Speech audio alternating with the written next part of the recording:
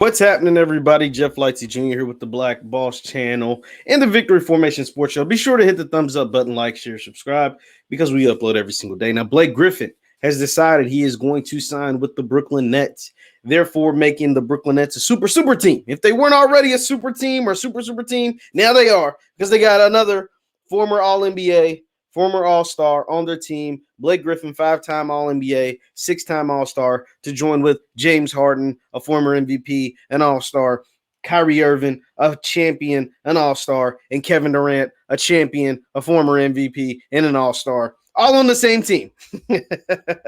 And they are now the favorites to win the championship. Like there shouldn't be a team that you can there's not a team in the NBA that you can legitimately say is better than the Brooklyn Nets on the roster, top to bottom. And as far as talent-wise and as far as your eyeballs can tell, you can't tell me the Lakers are better than Brooklyn right now. You can't tell me the Clippers are better than Brooklyn right now. And those are the only really two teams. You can't tell me Philly's better than Brooklyn right now, because Brooklyn is a half a game back of Philly, and Kevin Durant hasn't played in the last 10 games. So you can't tell me any of these teams are better than Brooklyn. Why? Because they are playing their best basketball right now, and their best player isn't even playing.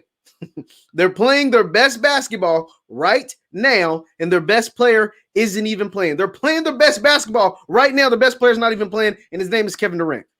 And you add Blake Griffin. Now you might say, oh, Blake Griffin is washed up. Blake Griffin was dogging it this year, guys. He didn't want to be in Detroit anymore. He was ready to move on. He was ready to go to a new team. That's why they bought him out. That's why he's only averaging about 12 points a game. That's why the man hasn't dunked the basketball since 2019.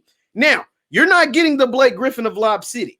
You're not getting a Blake Griffin that jumps over Kias, that wins dunk contests, that dunks on Pau Gasols and Moss Gavs. And you're not getting that guy. But you are getting a Blake Griffin that can stretch the floor. You are getting a Blake Griffin that can still play some tough-nosed defense. You are getting a Blake Griffin that can go out and go up and snatch some rebounds and knock down an occasional three. You are getting a more skillful Blake Griffin than he was when he was in LA.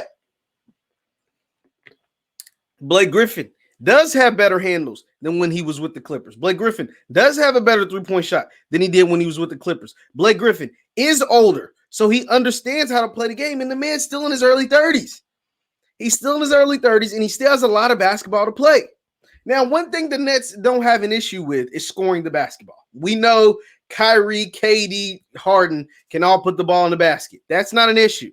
What Blake Griffin is going to allow them, he's going to give them a post presence, some play in the post, some size in the middle, and a guy that can stretch the floor. He gives them another potential shooter. That makes Brooklyn that much more dangerous.